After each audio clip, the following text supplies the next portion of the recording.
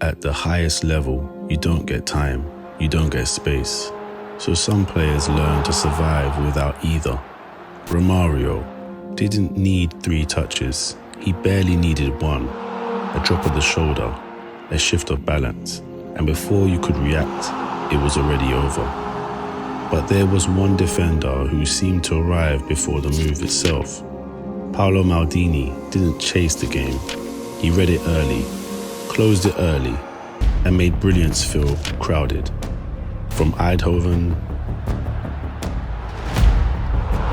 to San Siro to Athens, Romário and Maldini didn't just meet, they kept finding each other.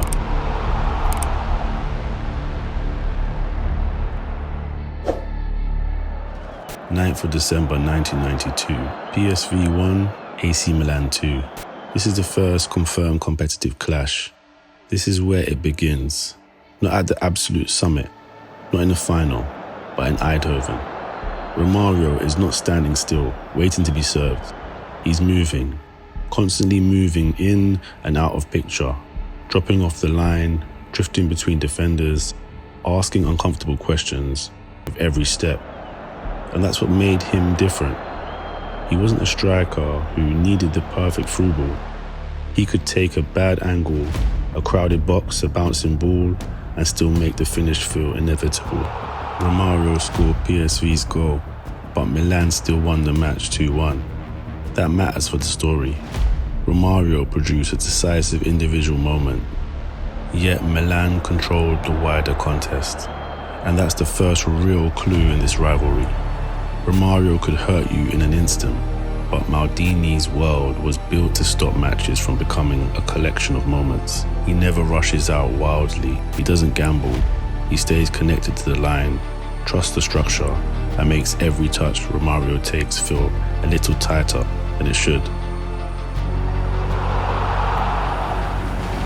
Even when Romário scores, Maldini's side can still bend the game back into their shape. April 21st, 1993, AC Milan 2, PSV 0. 4 months later they meet again. Same duel, different feel. Because this time Romário walks into a game that turns against him almost immediately. Milan score early.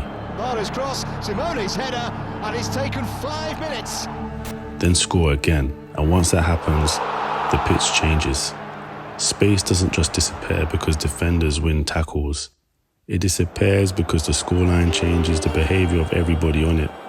Milan were 2-0 up within 19 minutes, which is a big part of why this clash feels more controlled and suffocating. So Romário has to adapt. He drops deeper, he comes shorter, he looks for the ball earlier, trying to face play before the red and black wall is fully set. But Maldini has already adjusted too. That's what made him so frightening.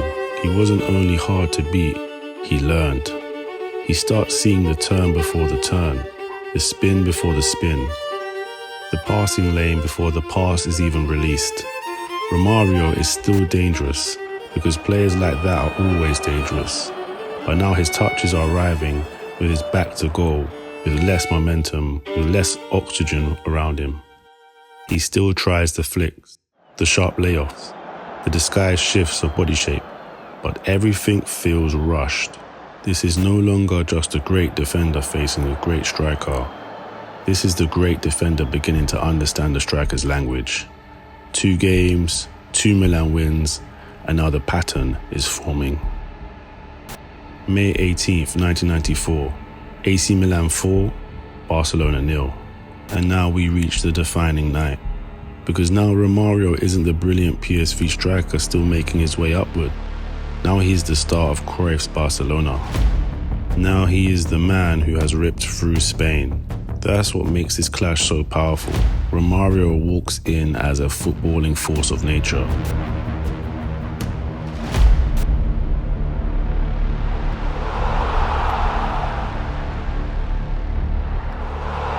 He is all instinct and improvisation. He is the striker of the half turn. The toe poke, the no backlift finish. He doesn't ask permission from the defense. He steals the moment before the defense is even ready. But Milan are always ready. From the start, the game feels wrong for Barcelona. Milan strike first. And again before the break. And suddenly the final isn't being played on Barcelona's terms at all. Milan had already built a huge advantage by half-time through Massaro's 2 goals, then killed the contest quickly after the restart through Savicevic and Desai. And look at what that means for Romário. A striker like him feeds on instability, on one defender hesitating, one line breaking, one bounce falling loose. But Milan offer none of that. Maldini is not flying into challenges. He is not trying to make the highlight reel tackle. He is doing something colder. He is narrowing the picture. So when Romário drops, the passing lane is smaller. When he spins, the angle is tighter. When he shapes to shoot, the space has already shrunk. That is why Maldini was so special. He didn't only defend the player, he defended the possibility of the player. And on this night, Romário is reduced to flashes instead of control. Not because his genius disappeared, but because Maldini and Milan turned the whole final into a place where genius had nowhere to breathe. 4-0, not a narrow draw, but a statement. 17th of July 1994, the World Cup final. Brazil 0, Italy 0, Brazil won on penalties. 2 months later, they meet again. Same year, bigger stage. No club shirt now, no European anthem, just the World Cup final. And by this point, there's no mystery left between them. Romário knows what Maldini is. Maldini knows exactly what Romário can become, if given one clean second. And more broadly, a match in which Brazil struggled to break cleanly through Italy's centre. You can feel it in the rhythm. Romário is still probing, still drifting, still trying to create that tiny pocket where a match can be stolen. But Italy are compact, and Maldini is at the forefront of it, and right in the centre of resistance. Every reception feels contested, every turn feels crowded, every route to goal feels half closed before it fully opens. That's the thing about Romário though. He never gives up. Even when he's contained, he doesn't leave the story. He will always remain a threat. He stays alive in the game. He keeps moving. He keeps asking the question. Relentless. One chance, one loose ball, one defender leaning the wrong way, and then punishment. That was always enough for him. The match finished 0-0 after 120 minutes and went to penalties, where Brazil won 3-2. Romário scored his penalty, and Baggio famously missed Italy's last kick. And that's where the rivalry takes its final shape. Maldini wins another battle of containment. He helps hold Romário out over the course of the match, but Romário leaves with the trophy. The defender controls the space, the striker survives the night. Brazil become world champions.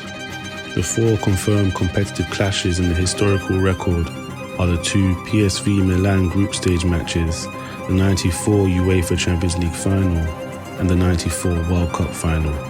Across those meetings, Maldini's team won 3 times in normal play, while Brazil lifted the World Cup after a draw on penalties.